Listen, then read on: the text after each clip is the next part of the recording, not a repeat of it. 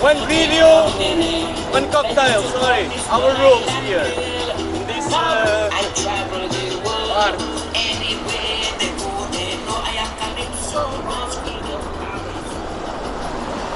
Lisbonne les amis, Lisbonne. Est-ce que vous connaissez Lisbonne? Eh bien on est super bien à Lisbonne et aujourd'hui on va aller à la rencontre de Thomas.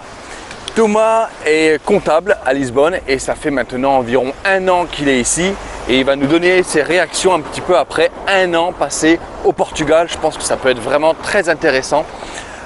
J'espère que cette vidéo va vous plaire. Si elle vous plaît, abonnez-vous et activez la petite cloche. Ça vous permettra de recevoir toutes mes interviews comme ça que je fais d'expatriés à travers le monde. Un petit pouce bleu, ça fait toujours plaisir. Et puis si vous kiffez vraiment la vidéo, n'hésitez pas à me laisser un petit don Tipeee qui ira intégralement pour les enfants malades à l'hôpital. Vous retrouvez le lien en description. Grâce à vos dons, après on va dans les hôpitaux distribuer les cadeaux et vous avez déjà plein de vidéos en description. Et si vous ne me connaissez pas, moi je m'appelle Mathieu et ça fait plus de 10 ans que je voyage à travers le monde, toute l'année. Et tout ça grâce en fait à des petits jobs qui ne payent pas de mine mais qui me permettent de voyager gratuitement à travers le monde et de bien gagner ma vie. C'est des petits jobs que je fais dans chaque pays du monde, que ce soit en France ou à travers le monde. L'argent me revient pour moi, c'est cool à faire et puis voilà, et je vous explique tout ça en formation gratuite en description. Après avoir vu la formation gratuite, vous pourrez commencer à faire comme moi, à faire un premier tour du monde gratuitement et bien gagner votre vie. Voilà, et allez, on se retrouve de suite avec Thomas. Salut Thomas, comment vas-tu? Je vais super bien. Alors on est où là? On est à Lisbonne, capitale du Portugal. Et on est où exactement? Dans quel bar? On est au CR7 Stadium.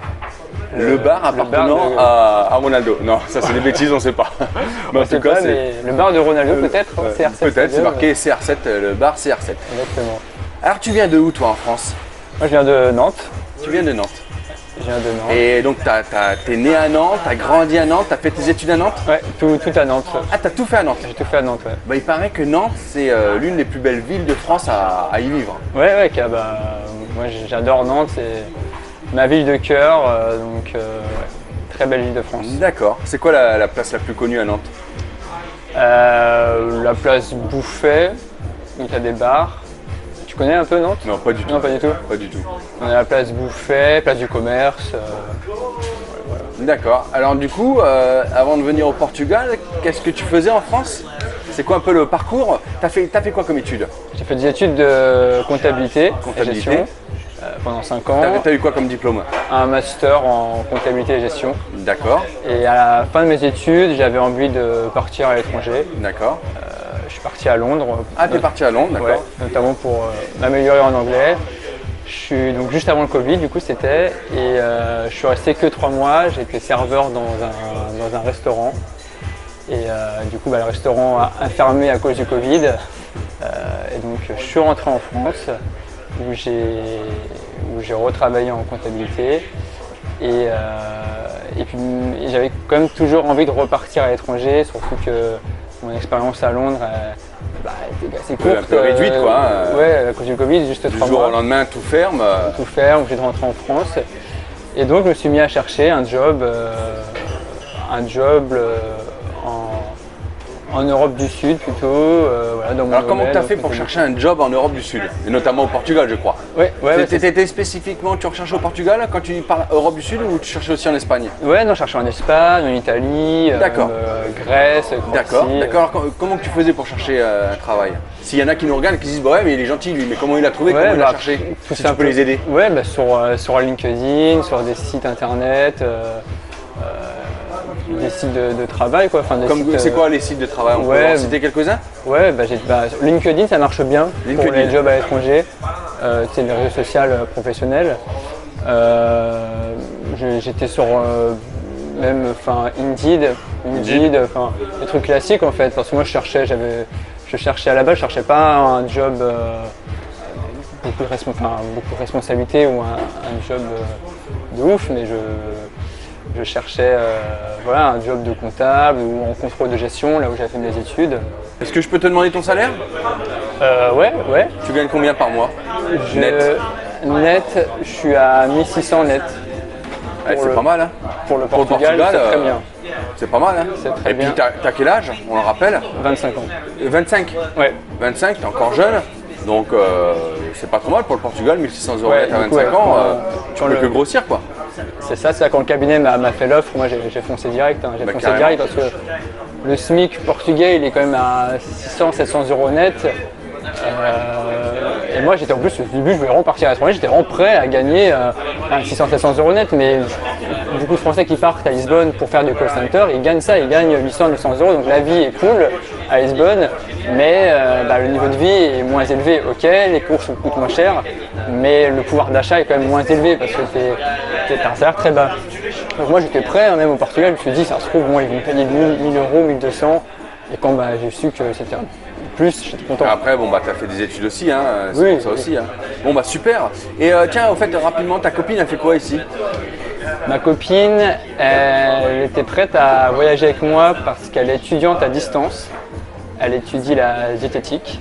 La diététique, ouais. Elle a fait un BTS à distance en diététique. Et là, en plus, elle travaille en call center. En à call Lisbonne. center, chez Téléperformance? Non, chez WebHelp. D'accord. Un autre call center. Et combien elle est payée, elle? Mais elle travaille à mi-temps, non? C'est pas... Alors non, elle travaille à temps complet. À temps complet? Et 40 combien- heures par semaine. 40 heures par semaine. Ouais. Et son salaire, c'est C'est dans les 800, 900 €. 800, 900 €. Ouais, parce qu'elle n'a pas de. Enfin, souvent les call centers, ils louent des appartements, du coup tu ne payes pas l'appartement à chambre. Nous, comme on a notre propre appartement, elle gagne un peu plus, donc 800, 900 € net. Ouais. Mais si quelqu'un veut aller travailler dans un call center à Lisbonne, au Portugal, il faut qu'il s'attende à avoir entre 700 et 900 €, quoi. Voilà, c'est ça, 700 € avec l'appartement ou 900 € sans appartement, quoi. Où tu trouves une autre colocation. D'accord. Et avant de partir pour le Portugal avec ta copine, vous étiez un peu stressé, vous avez des peurs, des doutes, quelque chose, non? Parce que c'est quand même, on se dit, attends là, on n'a plus rien en France, on se barre, quoi. Vous aviez un petit peu des remises en question, quelque chose? Oui et non, parce qu'on part pas très loin, on part au Portugal, ça reste. Nous on est à 2 heures d'avion de Nantes, donc si ça se passait mal, si vraiment le job c'était nul, si on se plaisait pas, on rentrait, enfin, on n'est pas au bout du monde. Donc non, on n'a pas eu trop peur, on est parti vraiment à l'aventure. D'accord. T'as un type de visa spécial pour ici? Non, bah non, carte européenne, on est dans l'Union européenne, hein, donc c'est l'euro, il n'y a aucun visa besoin. D'accord. Quand tu es arrivé, tu as été facilement intégré, c'est-à-dire que s'il y a des personnes là qui nous regardent, qui disent putain, je vais arriver là-bas, moi j'ai plein d'amis en France, comment je vais me faire des amis, est-ce que je vais réussir à me faire des amis là-bas, est-ce que je vais sortir, est-ce que je vais pas être tout seul comme un con chez moi? On est facilement intégré, comment on fait des rencontres? Là, si on arrive à Lisbonne ou à Porto par exemple. Ouais, à Lisbonne ou à Porto je connais moins, mais il y a une grosse communauté française. Il y a beaucoup de gens qui postent sur les réseaux, notamment sur par exemple le groupe des Français à Lisbonne qui viennent d'arriver, qui veulent prendre un verre. Donc c'est assez facile de rencontrer des Français. Et puis dès qu'on sort, on rencontre d'autres nationalités, des Italiens, des Allemands, il y a beaucoup de Belges aussi. Mais il y a une grosse communauté française ici à Lisbonne. D'accord. Je suppose que tu gardes contact avec tes proches. Oui, bien Tu fais sûr. ça comment? Par Skype, WhatsApp, Instagram, tu fais ça comment? Ouais, WhatsApp avec la famille, puis Instagram avec les amis. D'accord. Et ça a été facile d'ouvrir un compte en banque ici? J'ai pas ouvert de compte en banque. Ah bon, t'as pas de compte en banque au Portugal? Non, j'en ai pas besoin parce que D'accord. vu j'ai un compte français, comme c'est européen en fait, c'est pas normalement les entreprises elles payent pas trop de frais t'as pas trop de frais pour payer tes salaires sur ton RIB français. Donc après je vais avoir besoin d'en ouvrir un pour payer les impôts ici. Parce qu'on rappelle que ça fait environ 1 an que tu es là. C'est ça. Pour l'instant, j'ai pas encore eu besoin d'ouvrir un compte. D'accord. Et si tu regardais un petit peu avant la télé en France, on va dire, et là, il n'y a plus de chaîne française ou quoi, comment tu fais si tu veux regarder un petit peu la télé française? Tu utilises un VPN dans quelque chose? Non, moi je me mets en 4G. Je mets un partage de connexion 4G sur mon ordi. Ah d'accord, et tu peux capter les chaînes françaises. Ouais, voilà, ouais. Avec des applications, on a les chaînes françaises. Sur notre télé portugaise, il y a quelques chaînes françaises. Ah d'accord. On a la BBC, on a BFM, France 24. Voilà, avec le canal, tu captes quelques chaînes D'accord. françaises. Et si là on sort du bar de chez Ronaldo et paf, tu te fais écraser mais que tu as encore envie, qu'est-ce qui se passe? Comment que ça fonctionne l'assurance? Oula, sécurité sociale. On est dans l'Union Européenne, donc tu as toujours la carte européenne. Donc Amélie, c'est ça, non? Alors Amélie, ça c'est français. C'est juste pour la France. Non, tu as la carte européenne, ça te permet d'être soigné partout en Europe en cas d'accident. Mais je crois qu'on peut obtenir la carte européenne via le site Amélie. Ah oui, via le site Amélie, ouais, c'est ça. Ouais. Via le site Amélie, hyper simple. Et puis, donc là, s'il arrive quelque chose, tu payes rien de ta poche. Normalement, non. Bah écoute, on peut essayer tout à l'heure. On peut essayer, je me mets sur la route. Mais voilà, mais sinon, ouais, donc t'as pas pris une assurance supplémentaire au cas où. Non, bah, je suis inscrit à la sécurité sociale ici. J'ai un numéro de sécu ici pour accéder aux soins publics, avoir un médecin public qui coûte 4,50 € à consultation. D'accord. Je suis à jour à ce niveau-là, mais j'ai pas pris de complémentaire. D'accord.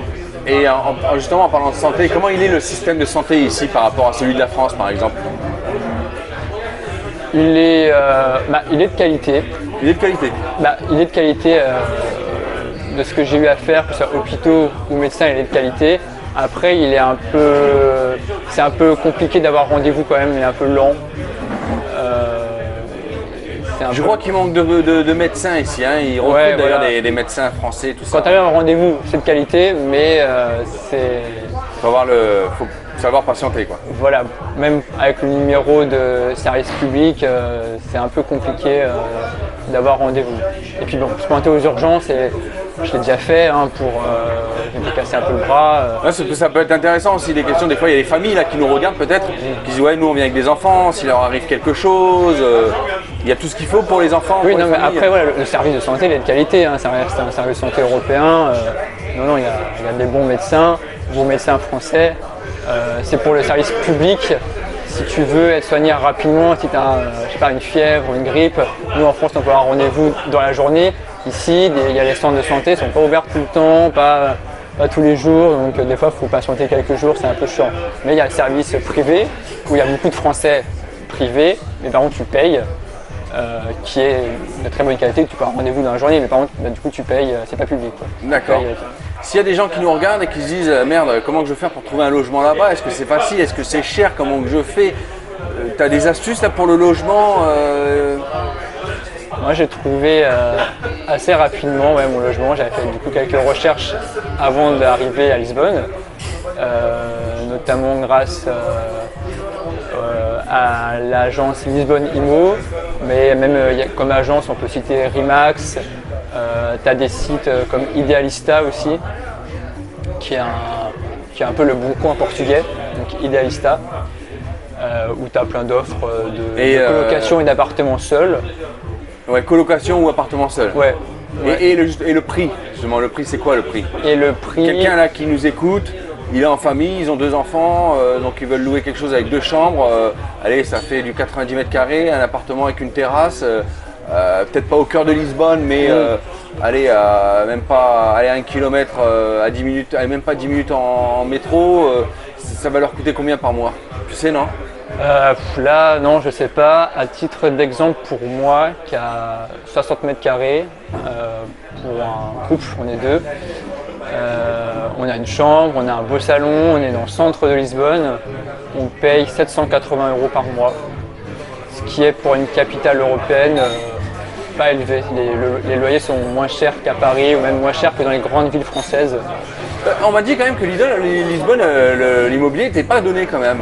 Et pas donné parce que ça a beaucoup augmenté par rapport au salaire portugais. Enfin, c'est sûr que c'est pas donné, mais par rapport à la France, moi si je compare par rapport à Paris, c'est beaucoup moins cher. Après, une ville comme Nantes, c'est un peu pas similaire que ma ville comme Nantes, tu vois. C'est pour un studio de 30 mètres carrés, il faut compter dans les 500 €, tu vois. D'accord. Et pour moi, 60 mètres carrés, avec une seule chambre, on est dans les 800 €. D'accord. Question sécurité. Tu te sens plus en sécurité à Nantes ou tu te sens plus en sécurité à Lisbonne? À Lisbonne. Tu te sens plus en sécurité à Lisbonne? Ouais. Et ta copine, c'est le même ressenti aussi? Ouais. Ouais. Est-ce qu'elle s'est déjà fait plusieurs fois siffler ici à Lisbonne, dans la rue? Un petit peu, mais c'est pas une ville qui craint. Et à Nantes, ça se faisait plus siffler à Nantes qu'ici? À Nantes, il y a vraiment des quartiers où c'est moins bien éclairé, où vraiment beaucoup plus dangereux, il y a beaucoup plus de pickpockets. Ouais, à Nantes, ça devenait un peu un mini Marseille quand je suis parti. Ah bon? Ouais, vraiment. Ouais. Mais à Lisbonne, nous, en plus, on habite dans le quartier un peu le plus populaire de Lisbonne, qui est le quartier Martimonitz. C'est vraiment le quartier le plus populaire, un peu historique. Donc, il pourrait être dans le centre-ville celui qui craint le plus, mais franchement, ça va. Ça va. Franchement, ça va. Après, quand tard la nuit, c'est un quartier où il y a beaucoup de dealers, il y a beaucoup de. Donc, tard la nuit, il faut faire attention. Tu vois, comme partout. Mais on s'est jamais fait emmerder. Même ma copine elle est déjà rentrée toute seule la nuit de soirée. D'accord. Dis-moi, Thomas, la France, elle te manque? Non. Non? Pour l'instant, non. Je suis arrivé récemment, hein, ça fait moins d'1 an, ça fait que 9 mois. Mes parents ils sont venus me voir l'été dernier, mes amis aussi. Donc non. Non, t'as pas envie d'y retourner là? J'y retourne à Noël quand même pour les fêtes. Enfin, ouais, mais sinon, ouais, là comme ça, t'as pas envie d'y retourner y vivre? Non, mais enfin, si. T'es bien ici quoi? Je suis très bien ici et puis je suis à 1h30 de Nantes en avion. Donc si vraiment un week-end j'ai besoin de revoir ma famille ou mes amis, c'est possible en un week-end. Enfin, ouais. Et malgré tout, si je te dis, allez, je te fais plaisir là, tu me dis 3 choses que tu veux, je te les sors maintenant de mon sac et je te les pose sur la table. Peu importe, qui vient de France. Du fromage. Du fromage. Ah ouais, du fromage. La charcuterie, même s'il y en a des bonnes ici, la charcuterie, ouais, surtout fromage. Qu'est-ce qui me manque aussi? Les plats de ma maman, parce que c'est charcuterie, fromage quoi. Ouais, charcuterie, fromage, vin rouge. Allez, je vais m'asseoir avec toi pour la dernière petite question. Vas-y. S'il y a des... Bonjour les amis, rebonjour. S'il y a des... Alors merci déjà d'être encore là. Hein. Ça fait quoi? Allez, environ 20 minutes de vidéo, vous êtes encore là, merci beaucoup. Merci beaucoup. S'il y a des gens qui nous regardent là et qui se disent... je sais pas, ça fait peut-être déjà quelques mois, voire quelques années qui se disent il faudrait que je m'expatrie, il faudrait qu'on s'expatrie, il faut qu'on y pense, qu'ils y pensent, mais voilà, chacun est comme il est, il ne passe jamais à l'action. Chacun est comme il est, on n'a pas à juger parce qu'ils ont des doutes, des craintes, des peurs. Tu as quelque chose pour les motiver? Tu as quelque chose à les recommander? Ouais, moi, en tout cas, de par mon expérience, lancez-vous. Moi, mon plus gros frein, c'était la barrière de la langue. Ouais. Et au final, je parlais pas anglais, je parlais pas portugais. Je suis parti, j'ai trouvé un poste dans mon domaine en français. Et puis après, une fois que tu as le pied dans le pays, tu peux apprendre. Hein. L'anglais, tu rencontres des gens, tu apprends l'anglais, tu apprends le portugais. Mais en tout cas, si comme frein, c'est la langue, au final, c'est possible aussi d'apprendre sur le tas et de trouver un job sans forcément parler très bien anglais ou portugais, espagnol. Tout est possible. D'accord. Eh bien écoute, merci beaucoup Thomas pour cette interview. J'espère que ça vous a plu. Si ça vous a plu, un petit pouce bleu, ça fait toujours plaisir. Abonnez-vous et activez la petite cloche pour recevoir plein d'interviews au Portugal, mais également à travers le monde. Et puis si vous avez vraiment kiffé la vidéo, si vous en avez envie, vous pouvez laisser un petit don qui ira intégralement pour les enfants malades à l'hôpital. Grâce à vos dons, après, on va dans les hôpitaux offrir des cadeaux pour les enfants. Et vous avez déjà plein de vidéos quand on va faire ça. En description, vous trouverez tout ce qu'il faut, le nécessaire. Voilà, et puis merci, et puis à très bientôt pour une prochaine vidéo. Salut.